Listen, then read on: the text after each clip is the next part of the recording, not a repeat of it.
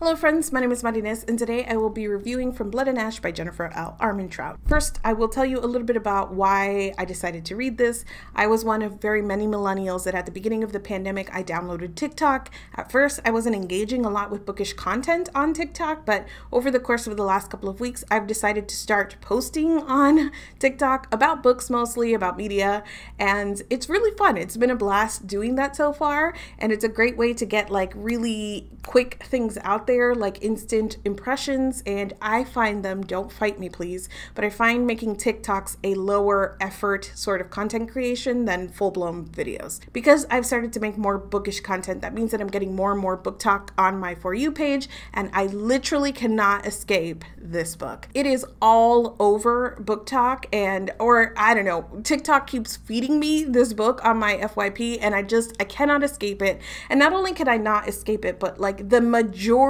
vast majority of what I see about this book is gushing. The love for the characters, I've heard this world talked about as super complex, and everybody calls it incredibly spicy. So I was like, I'm criminally curious, and I just like, you cannot feed me constant stuff about a book and then like not expect that I'm gonna be like, well, what's in it? So I checked it out from the library at first, and I kept trying it and having to return it because I could not get into it, but then it would go on hold for a long time because everybody and their mother is reading it. I was recently at Barnes & Noble for the first time since the pandemic. It was great, and there was a TikTok table, and this was prominently featured, so I was like, okay, I'm going to buy it.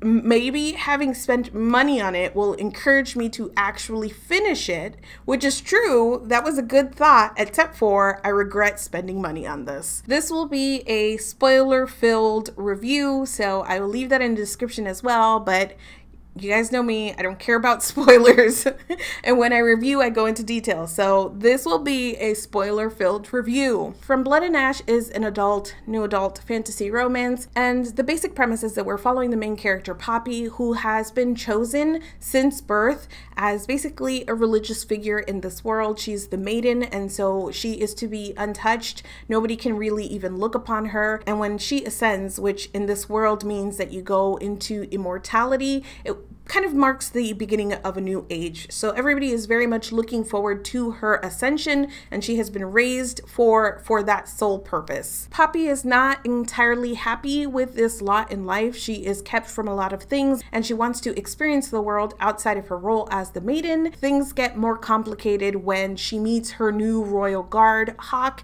and she starts to develop feelings for him as well. That was very hard for me to put together a plot synopsis because the plot in this is a whole mess. I'm getting ahead of myself because what I actually want to talk about first is the writing. This was pretty badly written, and I knew that sort of immediately, which is why it took me so long to finish, because the worst writing I think is right at the very beginning when Armentrout is trying to world build and is not doing so successfully at all. And what we end up with is a bunch of clumsy info dumps, the kind of thing where the character is explaining things for absolutely no reason that makes sense, and that every time you use a term, there's like a parenthetical that is like a paragraph long just telling you all of the details that you need. But all of that stuff is also very awkwardly written. The really awkward like info dumps and world building happens across the first couple of chapters. I would say up to the first 50 pages, and that calms down a bit, but mostly because she stops explaining the world to us and we get into what is basically just like a day in the life of Poppy. It's really weird, the balance of like, you know, nothing happening and then all of a sudden just like a lot of blood and gore, in terms of like there's a really graphic like abuse scene where she's being beaten, or there is like a scene where they're being attacked by what are basically like, I don't know, zombies or vampires in this world. And so we get a lot of action there, and they're peppered into like a bunch of nothing happening, but even the action scenes don't do anything to further the plot. All of it is just Poppy trapped in this palace. And so I found myself just incredibly bored through the middle of this because it refused to go anywhere. There were two other specific things about the writing that really put me off. And one is that Armentrout is incredibly fond of ellipses. She was putting ellipses in her writing all over the place, and I absolutely hate it.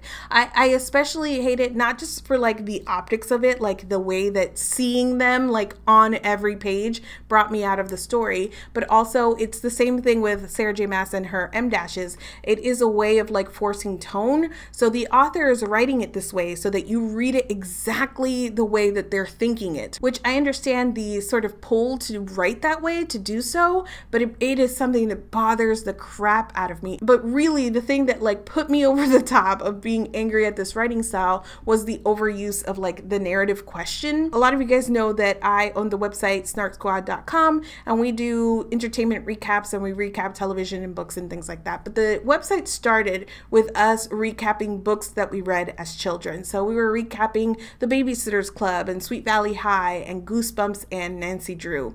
So it was in reading Nancy Drew that I first really like noticed this thing in writing, and ever since then, whenever I see it, I can't help but one, be annoyed, and two, think back to Nancy Drew.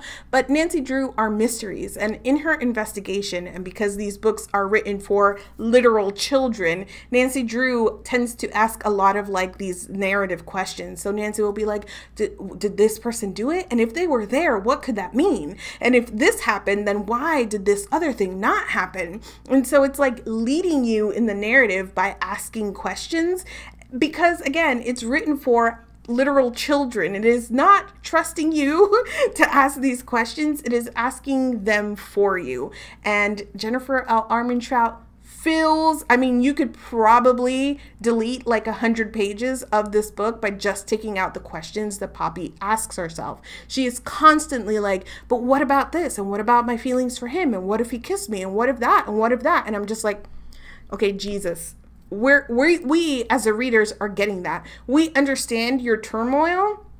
Even if you just ask this set of questions once, like, okay, you're kind of leading us by the hand here, but if you ask it once, great. And I have them in my head, the same questions that you're asking, but it was a constant barrage of these questions. And the times that it was even the most annoying was when it was happening in the middle of action. So the narrator, Poppy, would set up these like really high stakes situations. Like she was going to see the Duke and he's her abuser and he basically always finds fault in her. So she gets called to his presence and she's freaking out about it. She doesn't really know what's going to be happening. She thinks she's getting a new guard. She walks into the room, right? And there's the Duke, and we pause for like 2 paragraphs of questions of her being like, what could be happening? And why did he call me here? And who's that person? And I'm like, I don't know. I don't have the answer to any of these questions, because as the reader, you're taking me through this and we walked into this high stakes situation and we're just stopping for you to ask the questions I'm already smart enough to be asking myself. And actually, even if I'm not smart enough to be asking these questions, I could get the answers immediately if you would just shut up and let the scene play out. Here is just one of many, many examples of what it's like to read this. But was there another motive behind sneaking off to watch fights or swimming naked, visiting gambling dens, or lurking in parts of the castle forbidden to me and listening in on conversations that I wasn't supposed to hear? Or when I left my chambers without Victor or Ryland just so I could spy on the balls held in the Great Hall and people watch in the Wisher's Grove? What about the Red Pearl? Letting Hawk kiss me? Touch me? But could it also be what Victor had suggested? What if, deep down, I wasn't just trying to live and experience everything I could before my ascension? What if I was, on some kind of unconscious level, trying to ensure that the ascension never happened? Just endlessly. It was so difficult to read. I wanted to quit all of the time that I was reading this. Incredibly info dumpy, heavy-handed world building at first, then the world building kind of disappears for the entire middle chunk of this book where nothing happens at all. Poppy's just kind of like living her day-to-day life. The plot disappears, the world building disappears, and all we get is Poppy asking herself 1,000,001 questions with ellipses in the middle of it. So yeah, not my cup of tea in terms of writing here. So then we get to the main characters. This is a romance between Poppy and Hawk. So essentially, Poppy and Hawk meet at the very beginning of the story. Poppy is undercover at basically a tavern, and so she's there wanting to live and observe because she never gets to do anything, and she comes across Hawk, who she has seen around the palace as a guard, and they end up together alone in a room. Hawk Hawk thinks she's someone else, and so they start making out, but then Hawk gets called away and Poppy gets scared and she runs away. But that was her first kiss and she can't stop thinking about this man. And lo and behold, when her old royal guard is killed in an attack, Hawk gets assigned to protect Poppy, and so they're together, okay? Poppy is so dense.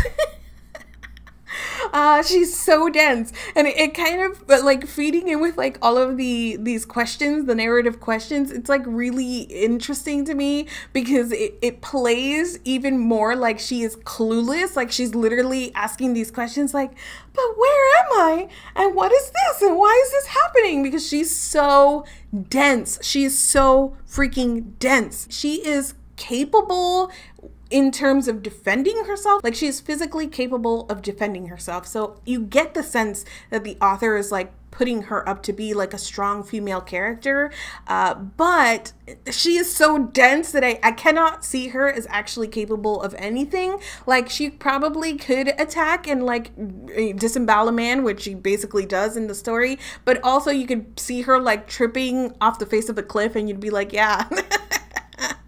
Poppy. Okay, why I say she's incredibly dense is that I'm not the type of person that like guesses at things in books. Like, I'm not sitting there trying to guess twists or whatnot, because like I said, I don't care about spoilers, and like the twists and turns of a plot are enjoyable to me, but they're not like the main thing to me. I can know the twists and turns, but I get so much out of the telling of it and the characters and the prose style that sometimes I enjoy a thing more if I know where it's going and I can just kind of not worry about the anxiety of where the plot is going and just sink myself into those other things. That is not always the case, but that is like a general thing about me, which I share now to emphasize that I'm not a person who sits there and guesses things about the plot. I mean, I do sometimes feel like, oh, I think that this is where the plot is heading, and that can be really satisfying when you pick up on the clues that the author is laying down. But in this, I knew immediately what was happening because the foreshadowing was so obvious. And to compare it to other books that we read as children, it gave me like big Goosebumps vibes where the kids are like, oh my. The one adult I met is acting really strange. That's literally how it happens in this book, where Poppy is like, oh my goodness, Hawk's teeth are pointy, and like, he can see awfully good in the dark, and like, oh, Hawk came out of nowhere. Literally nobody knows who he is, but he somehow got this job protecting me, like crazy. And I'm just sitting there like, madam, the fact that yes, the fact that I had heard the world building described as like complex, and like the twist of this and this being like left on a cliffhanger that would like change your world, that is mind-blowing to me, because honestly it was like amateur hour in terms of the foreshadowing here. It was so painful. It was so freaking painful. So this was like apparent to me like immediately, and yet I'm having to sit through Poppy just like, oh, what could this mean? And why is this? And why is that? And oh my God, this, I don't know. And I just honestly wanted to kick something. It was absolutely horrible. I felt for some of her struggle, like she was honestly being abused, and so there are content warnings here for like depictions of abuse. So my heart went out to her in that regard. Like, I understood why she would not want the life that she was chosen for, and like her want to get out of that. But like, apart from that, that is where my sympathy for the character sort of ended, because this narrative just let her out to dry. The plot let her out to dry. The writing style just absolutely murdered her as a character, and all I wanted was to get out of her head and away from the story as quickly as possible. And that brings us to the main male love interest, Hawk. So Hawk ends up being, like, the whole time Poppy is being told that the dark one in this world is like after her and is like trying to murder her or whatever. And come to find out, Hawk is the dark one. Oh my God, we're so surprised. It's not what you expect. He's not like as evil as commonly reported.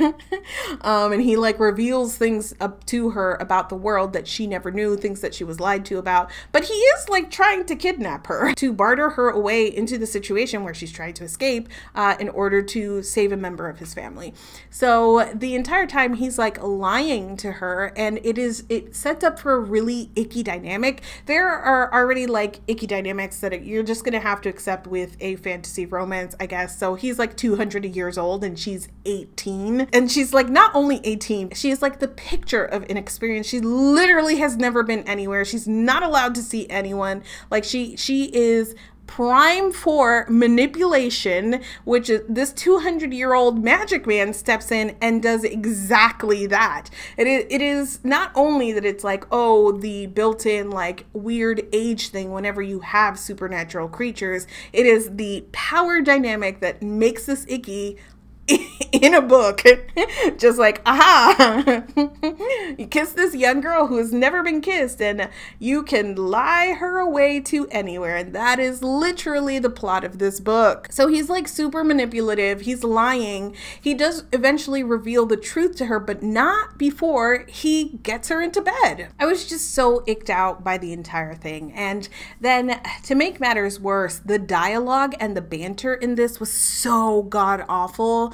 And I know people like it, like, because I had heard that the banter was like one of the things that people enjoyed about this, but I found it so incredibly childish, and it fed into like this weird feeling that I had about the dynamic between them, because it was not even like enemies to lovers or like antagonistic. It was like playground bullying, the way that he was like picking on her and that like kind of like at each other, that I just did not find entertaining or like sexy at all or enjoyable to read at all. So they were constantly like snipping at each other in really weird ways. And this uses one of my least favorite tropes. And I know that this is very personal to me, but I hate when there is a male character, usually, who refuses to use the main character's name or calls him by a nickname that they don't want to be called. So almost immediately, Hawk starts calling Poppy Princess, which is already like so gross and condescending, if you ask me.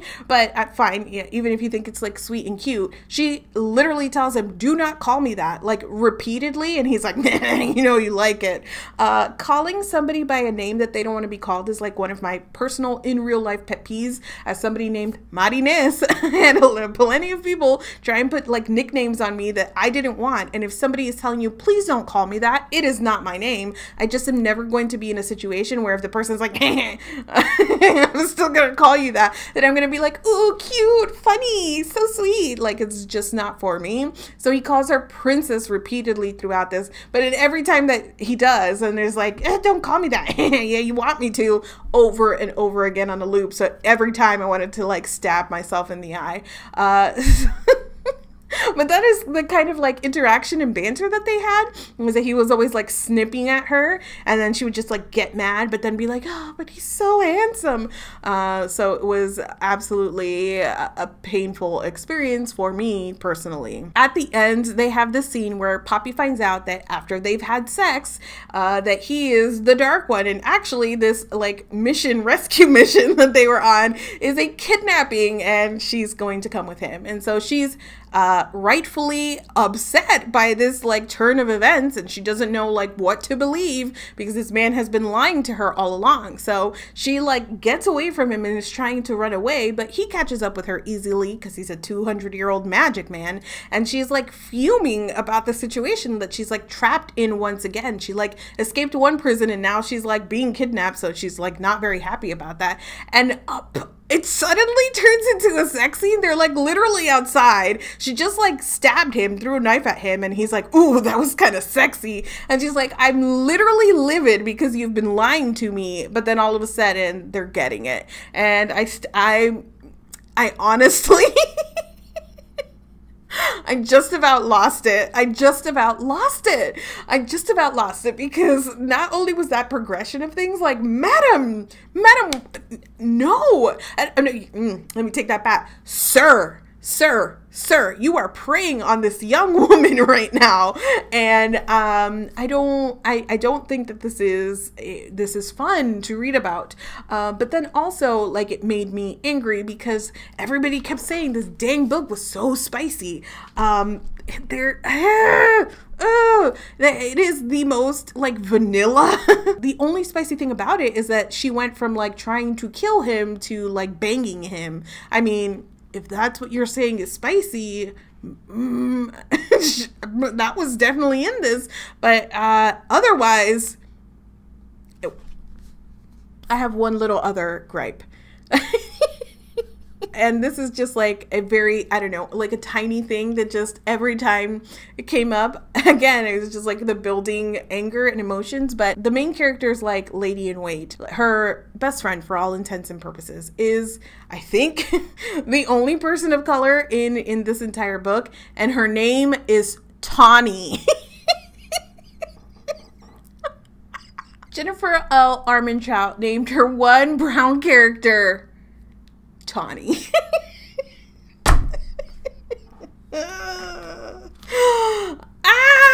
Bad writing, bad world building, pretty plotless. You could take out about 200 pages of this and not materially change anything to the plot.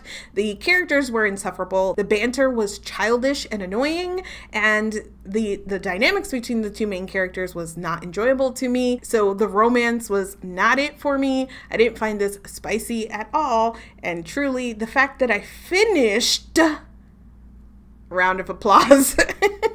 I'm sorry if you enjoyed this. I just had to go on that rant and free those feelings because I have not been able to stop thinking about how beyond me it is that this has such a high rating on Goodreads, that it is as hyped as it is, and the way, you know, that it was presented, because mostly you hear people like 5 stars, this is amazing. Like, there's not a lot of like, this is bad, but I liked it anyways, which that would have set me up for like a different expectation. But the fact that people are like, complex, spicy, the characters, the world building, and I got none of that. I'm so mad that I spent money on this, but at least I got a video out of it. If you have read or would like to read From Blood and Ash, let's chat about that down in the comments. You know, I don't know. I feel like I'm going to turn off. I'm going to stop recording, and I'm going to think of like 5 other things that I wanted to rant about. So it goes. Thank you so much for watching this video, and I will see you guys soon. What the guards saw on a regular basis, what they had to do, often left them in anguish, rather it be from injuries or from what went deeper than torn skin and bruised bones. Rather it be from injuries or from what went deeper than torn skin and bruised bones. Whether? Did you mean whether it be? They were still armed to the teeth, as was I, hidden beneath the folds of the cloak and the thin gown I wore underneath. The cool hilt of a dagger that never quite warmed to my skin was sheathed against my thigh. And I'm just like, okay, they're armed to the teeth, and you're like, so am I. I'm armed to the teeth, and me and my dagger. I don't think that I would call that armed to the teeth.